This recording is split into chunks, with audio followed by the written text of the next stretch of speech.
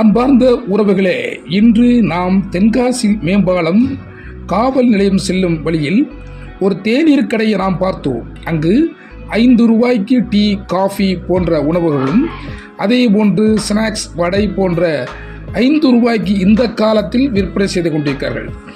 அங்கே 5 ரூபாய்க்கு இன்றைக்கு பெரிய ஹோட்டலில் சாப்பிடக்கூடிய உணவும் சுவையாக இருந்தது.